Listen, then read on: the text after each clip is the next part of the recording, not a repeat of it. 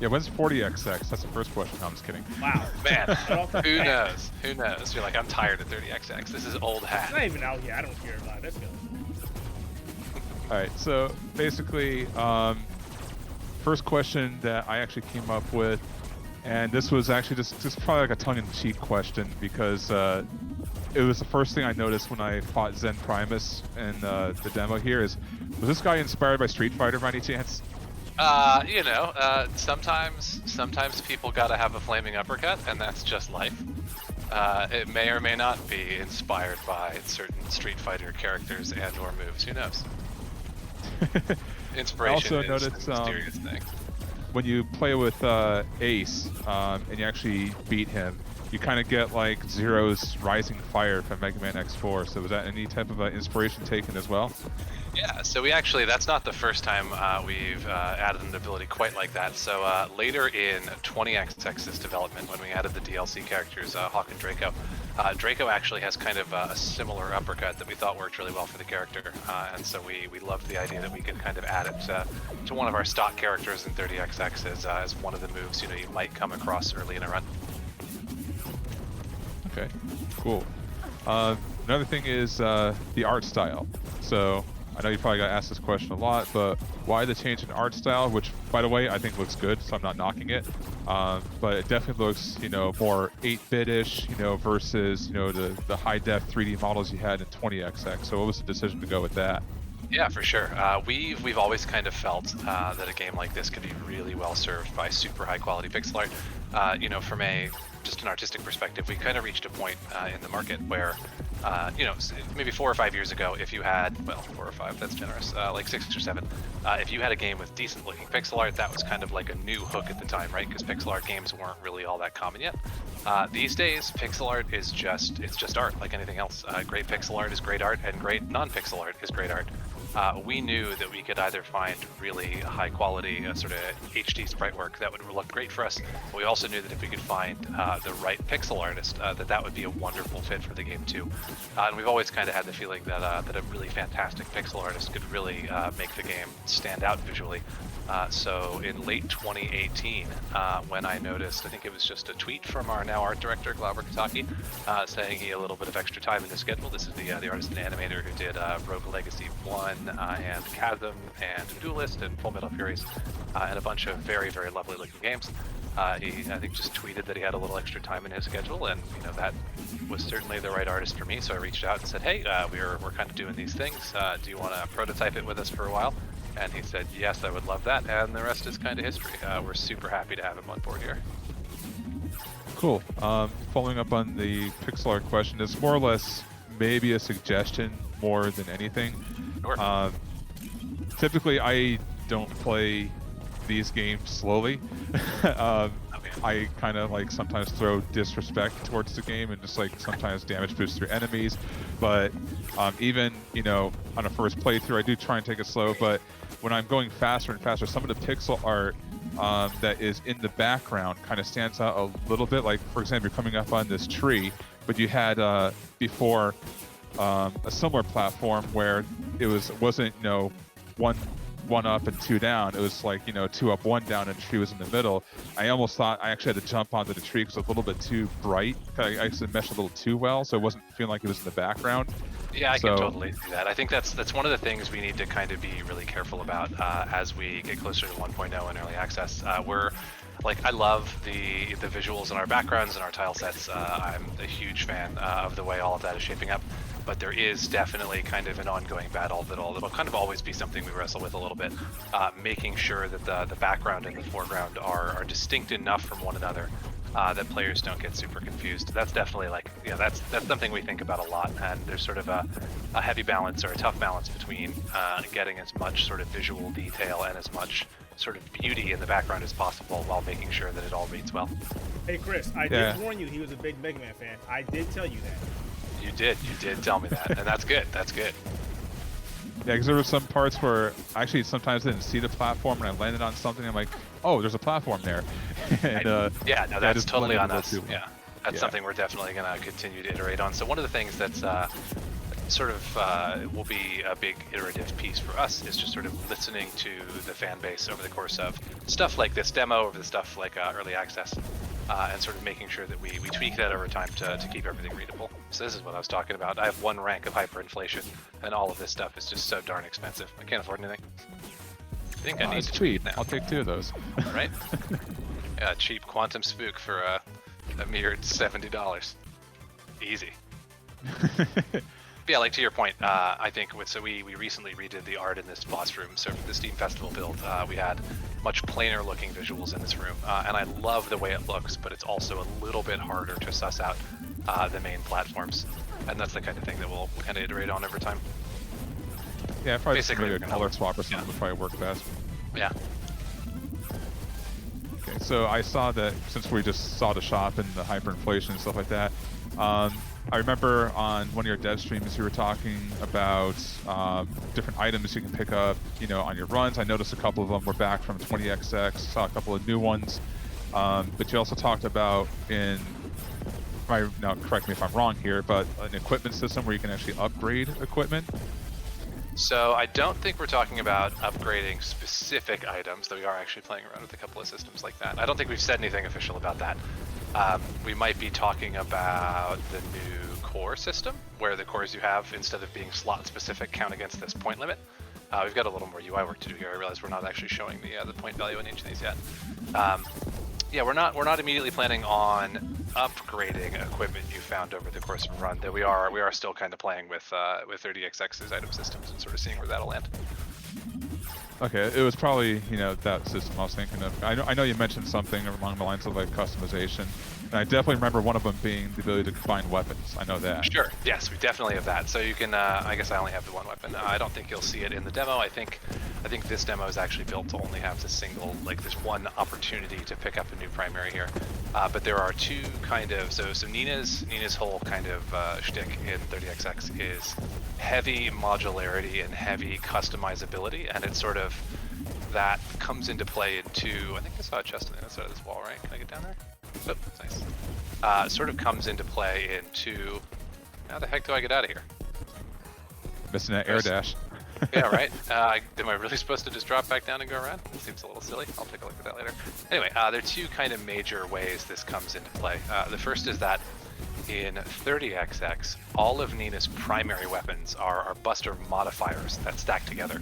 So instead of finding the scatter beam and then you have to put down your forculator and choose which one you want to take with you, in 30xx they both take up a few core points, but you can use them both if you want. And Scatter's deal in 30xx is that it will split all of your existing projectiles. Hello, platforms. Why don't you feel like moving? This is a little curious. I have. So I was tweaking some stuff right before this, and I imagine I must have broken this. I'm actually running this this stream from my my debugger right now. So I'm gonna snap a quick screenshot here and fix that after this, because that's silly. Sorry about that. Let's hope that's the only one of these that shows up. Anyway, so in 30xx, all of Nina's buster mods all stack together. So you can have some pretty devastating combos with a lot of different item types all at once. So in this piece of this demo, this guy is also not moving. So I made some changes to, you see how on the left side of the screen here, when the spike goes behind the wall, it kind of fades out? Yeah. I just made some tweaks to this system right before this to avoid the player. So especially when the spikes are in the wall like this is something I literally just coded like 10 minutes ago. So when the spike is in the wall, it won't harm the player for a moment until it comes out. So like when it first emerges from the wall, the player is safe from it, just to sort of provide or prevent the player from like that surprise gotcha hit that was kind of present in the earlier copies of this build. Yeah, I took a few of those. yeah, exactly. And I didn't think that fit very well, so I went ahead and fixed it. But I'm sure I broke something else with that other chunk while I was at it. It also, I guess it's technically possible, it's an older chunk that I just need to go in and repair, so I'll go ahead and do that after our chat.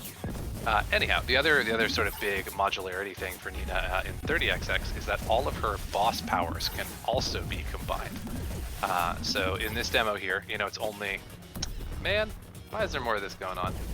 This is a bummer. Hang on, I'm taking this screenshot. I absolutely broke this right before our chat. So sorry about that. So when Nina has, so 20XX, Nina's 8 boss powers are only usable alone, right? So you find the Flame Shield, and now you can cast Flame Shield, and that's great. In 30XX, each of Nina's powers are also combinable with one of the other powers to produce some cool fusion effects. So every power in the game has kind of a support keyword that sort of indicates what we're hoping to do with it when you combine it with another keyword. So for example, this Zen Mortar I have right now, the keyword is either it's reactivated. Oh, actually, I don't mean to interrupt you. Oh, you're good. But actually, you just came to a part that I wanted to bring to your attention. That boss door you actually just went through. If you actually, I don't know if it's happening in this build, but the previous ones, once you actually touch that door before the actual mini boss blows up, you actually just walk right through it. So I don't know if you ever noticed that. Yeah. No, I don't think I have. I'll have to take a look. Let me screenshot that too, just so it's on my list of the other stuff. I just happened to see that, so sorry for interrupting. No, you're totally good. I have some period issues with these gears, and they are not behaving properly. Both of these should be moving. I'm just going to wait a second, see if they do, see what kind of issue I have here. I might want to revert those changes. Yeah, these are just not moving. That's lame. Still make this jump, actually. Yeah, I mean, I busted the crap out of these. Clock zone. The benefits of having a game that's not quite out yet. I can get away with at least a little bit of this. So what you're saying is play the level now so I can cheese it, right? Bingo, yeah, exactly. Yeah, it's like it's a little like entering. If you've played Mario 64, it's like entering a TikTok clock at the right time with all of the clocks frozen, so none of the platforms are moving. Oh yeah. Man, that would actually be, if I could pull something like that off, that would actually be really cool. Like if you enter the level at a certain time on your computer clock, everything will be frozen on purpose, at least in basic play, just as kind of like a little Easter egg. I'll take a look at that after this. Anyway, the other thing is that all of Nina's powers can combine. So for example, I have the Zen Mortar, which shoots up, and I can press the button again to split the shot. And if I combine that with, so the other power in this demo is the aiming gear from Clock Zone. And if I pick that up, I can either attach it to my Zen Mortar, so I can fire the Zen Mortar in any of the 8 directions instead of only straight up. Or I could combine the Zen Mortar to the aiming gear, and then I can press the power button again while the aiming gear is in midair to split it. So there are a bunch of different sort of interaction effects. This is a really handy placement of this platform, given that it's stuck. So there are a lot of different interaction effects, and by the time we get to 1.0, there will kind of be 64, unique combinations of Nina's powers for players to explore. Nice. So one thing I noticed here in 30XX versus 20 is that level length is definitely increased. Yeah. So is that the goal going forward is to create like longer levels just in general? It's definitely a bit longer. We don't know yet if that's something we're going to keep around past a demo or not. So for right now, it kind of works for us because we're only showing 2 levels off at a time. Levels are definitely longer. They probably won't stay quite as long as they are now, but they'll probably be a little bit longer in general. In general, we want to keep the runtime feeling pretty similar. Like one of the strengths 20XX has is, oh, I know why those guys aren't working. I think I know why those guys aren't working. Hey, this is actually, you can see a little behind the magic here. You can see that one of these is moving and the other one isn't. Normally, there's sort of an illusion here that makes them look like they're one object. So I'm gonna guess that I actually can't make this jump. But what I can probably do is hacks my way over here and then... Oh no, I'm in the boss room. I went too far. Ah! So I activate one of these, but this gate's already activated. I can't get back to the other one. Good question. Is zipping in the game? No, I'm kidding. I'm gonna skip this boss, as lame as that is, because these gears are real broken. I'm gonna have to, I think I might, let's see what's the best way for me to do this. I'm trying to think of how to repair this for next run here. Man, I'm not quite sure off the top of my head. I can just run through it again. I'll turn on, I guess I've already have some conditions on.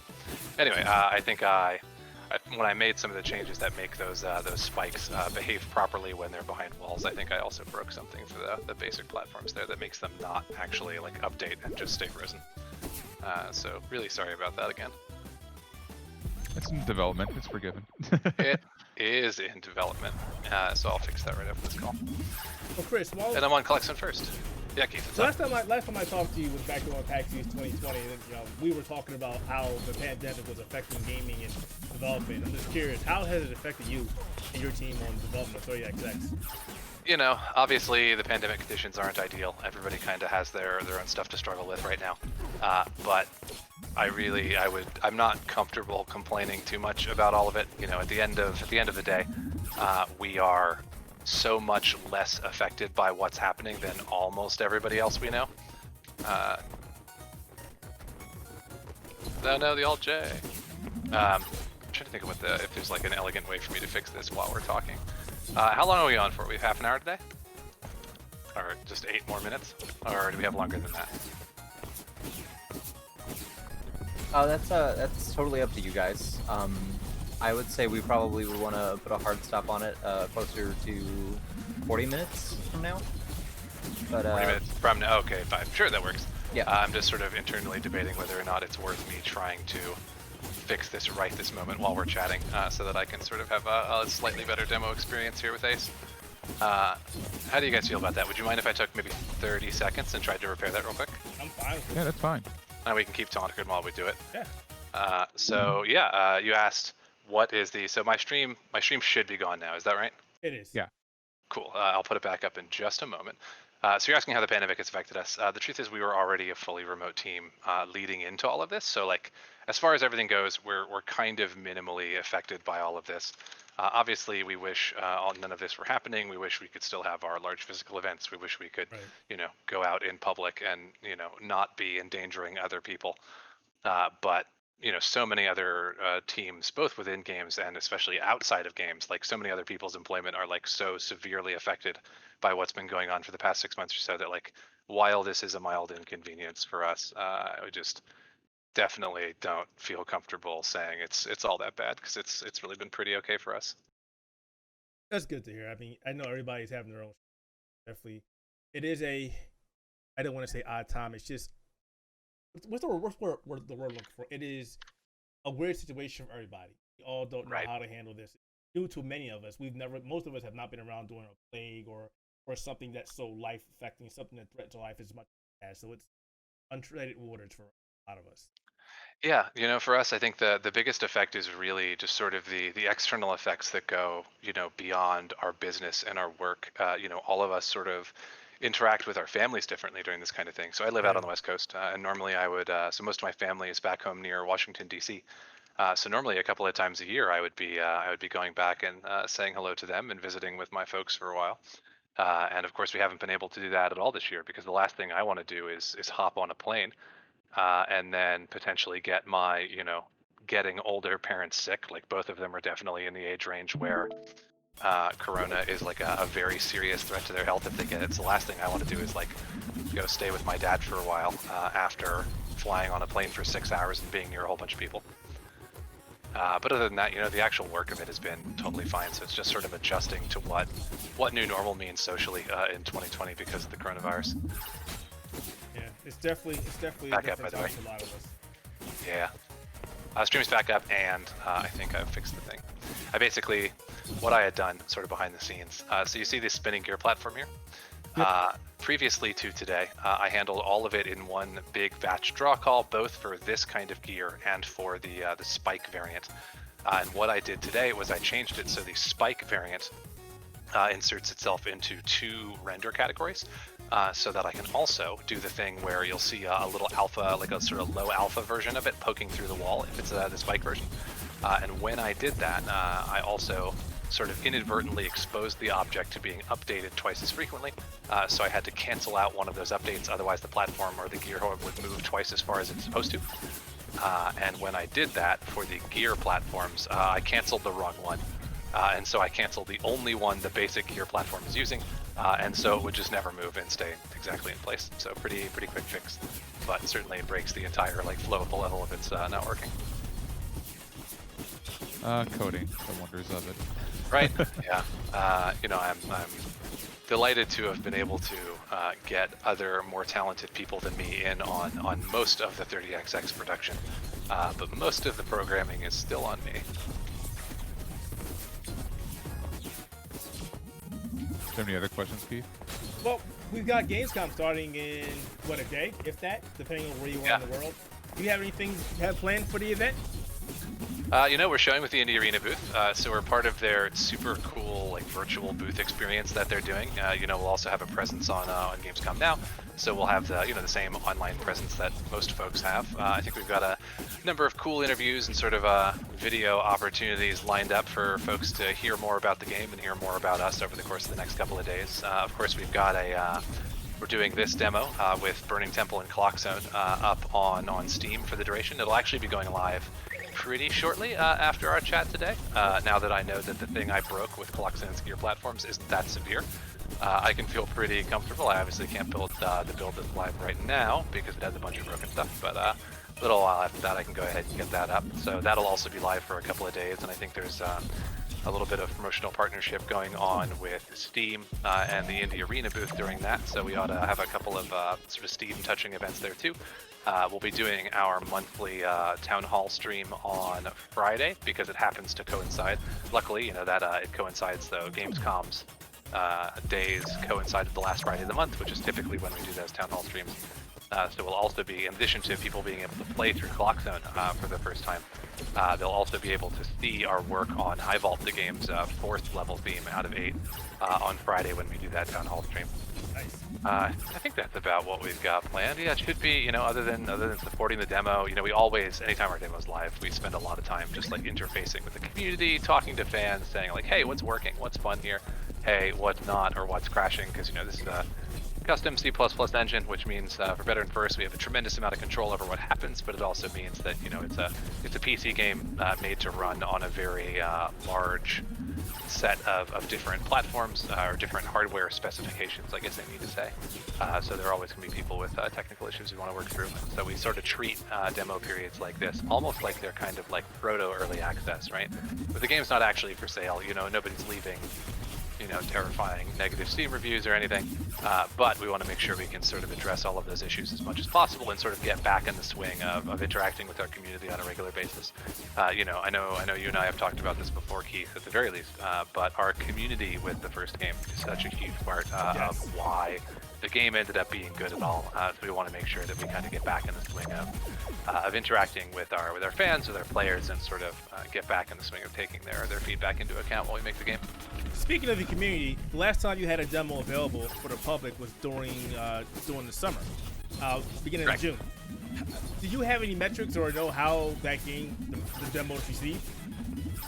So we don't have, I don't think I have exact install numbers on the demo. I do have plenty of metrics on like store visits and wish lists and such like that. You know, our primary goal, of course, as any game seems to be right now, is sort of building wish lists before we release in early access.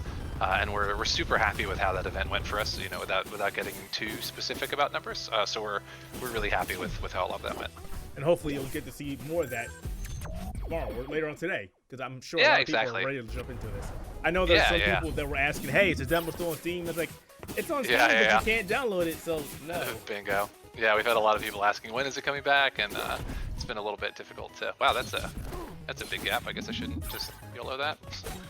What's super satisfying about, just as a side note while I'm playing through this little level piece, since I'm not doing most of the individual level design work myself, I frequently get to see level pieces that I've never seen before playing through the game. And this is one of them. I've never seen this chunk. It's a good follow-up question. I know that in procedural generation games, it's mainly you have a whole bunch of pre-designed tile sets, and then the game just randomizes them and puts them in an order.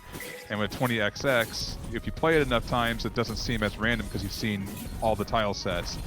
Is that something that you're looking to fix here, where you're offering more tile sets so it seems a little more random, or is it going to be like the same amount that you're going to have in this one? Yeah, definitely a content expansion here. There will definitely be more overall like level pieces and pre-configured bits than there were in 20XX. Both because there should be more individual pieces per stage theme, but also because there are twice as many stage themes. So part of the reason you sort of reach that point, I mean, obviously, you know, there's an amount of the game you'll play such that you'll see most of sort of the more common configurations, right? Like there's always an amount. And sort of job one then is making sure that, you know, so you can play the game a lot before you get there. In 20XX, that amount is kind of reduced because you see every level theme twice. So sometimes you can even see, you know, kind of similar looking pieces within the same actual run, which feels kind of bad after a while. So more pieces, more stage themes, kind of more everything. Okay, cool. Trying to think if there's anything else. Yeah, You know what you want lay to it on ask? me. You know you want to ask. You know what you want to ask us. With that, When's it when the coming release out? date is? When is it? See, there you go. See, That's a good question. So we've been telling people it's probably 70% likely or so that it lands sometime between you know, this fall and next spring. So we don't know exactly when yet, but it's probably going to be somewhere in that area. This summer, gotcha. Well, this summer. No, that's the only time between now and next spring that I didn't say. Yeah, if it's coming out this summer, then I have a lot of work to do. Well, So it's probably not. think I have a lot of we're work to pretty do anyway. I But think we're pretty much done with the questions. As always, Chris, nothing but the best, man. You've been always awesome to talk to. And thanks, man. Yeah, likewise. I was happy when I saw your name pop up on the press docket. 'Cause it's always a nice, easy conversation. and you've gotten a lot better by talking and playing the game as well. Thank you. Yeah, well, doing that for 6 or 7 years or whatever it's been, you eventually either get pretty decent at it or you stop doing it, I suppose. Well, I do have a question. I do have one question, and I'm not going to talk about Yeah. 30XX at all. Outside of the development of the game, what other games have you played, or what other games have caught your eye? Man, that's a great question. So I obviously, unsurprisingly, I'm a huge fan of all kinds of 2D action games. So in terms of played a good bit of Hades relatively recently, Supergiant's new game, where you're you know, the kind of demi-godlike roguelike bit. That's always pretty good. I've been playing a good bit of Risk of Rain 2 recently. They recently put out their 1.0 update, so I've been enjoying that quite a bit. Let's see, what else have I been playing lately? I recently noticed that Crosscode is on Game Pass, so I've been playing that a little bit. That game's absolutely That's a phenomenal. great game. Yeah, I hadn't actually given it a shot prior, and I'm not sure how. Just finding time to play everything right. You know, I have a list of stuff that I have been meaning to play that's just 10 miles long. Yeah, that's a small sample of stuff. All right, and my final question, and you don't have to answer it. It's not a trick question. PlayStation 5, Xbox Series X, PC, or all the above? So, you know, so definitely PC. I assume you're talking about release platforms, right? Yes. Cool. And not just like my personal preference about consoles. Well, you or can toss that in anything. as well. You can toss that in Not as that well. not that I would answer that question while being recorded. Yeah, in terms of platforms for us, so early access will certainly be Steam only. So while we're still making the game, it makes sense for us to kind of have one major platform to focus on working on, just so that, you know, whatever bugs and issues we come up with, we're able to fix that much more quickly, really ensure a solid development experience for everybody playing. By the time we get to 1.0, we'll definitely have at least one SimShip console partner. It could be the Series X, it could be PS5, it could be the Switch. You know, any of those would be a wonderful home for the game. So we're still kind of working on exactly what that looks like and what'll be the best initial platform for the game. Ooh, Actually, I did come up with one more question. he already Yeah, said shoot. one more question. He's one more Yeah. time. Hey, you got time, man. Okay, so I know you talked about weapon combos and, you know, especially with Nina and stuff like that. I'm a purist, so sometimes I just like to skip the weapons altogether and just do a Buster only run. Is that still possible in 30XX? Yeah, absolutely. You totally still can. So right now, I'm unsure of whether or not the following design is going to change. You know how in 20XX, when you get offered a boss power, you also have the option of taking a couple of nuts or a minor stat increase. So in 30XX, right now that's really only supported by the game's salvager system, and I'm not actually sure salvaging works with powers yet. So right now there isn't really a side reward for not taking a power, but you certainly can finish the game Buster only. You're just kind of performing at a handicap at that point. At some point we may look into, so the salvager system is one of the new things going on in 30XX. It's this permanent upgrade here, where instead of taking an AUG, be it like a regular AUG or a core AUG or anything like that, you can choose to press the salvage button instead, which is power 1 by default. And instead of getting the bonus from whatever AUG it actually was, you'll get a side bonus instead. So it'll say you can salvage this AUG for 2 max HP, or for 10 nuts, or for 2 core points. And so we might extend that salvager choice over to powers as well. So if a player really doesn't want a power, and doesn't personally derive any benefit from picking it up and trying it out, we might let you salvage it for a few resources or for a couple HP, similar like that. Okay, cool. Yeah, because that's when I had a lot of fun with 20XX. I would just basically skip the weapons, stack stats, and then just go to town with Buster. It was so much fun. It's a lot of fun. I really like that playstyle in 20XX too, and it really forces you to playing Buster only. Means all of the sort of late game platforming gauntlets are that much spicier, right? All of the platforming gauntlets like late game Sky Temple, late game Agnes Sword, or level 9.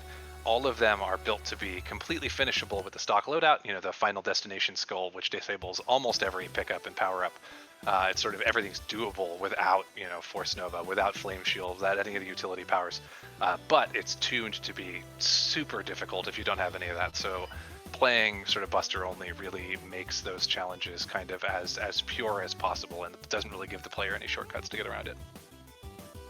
So Cool. I really appreciate it. Cool. Do you guys have anything else on your agenda? No, I'm good. Thank you. Yeah, same here. I am pretty much good. Yeah, of course. Thank you guys so much for your time. I appreciate us being able to get together and chat about the game a bit. Definitely appreciate you doing No, it. thank you for the time. I appreciate it. Yeah, of course. My pleasure.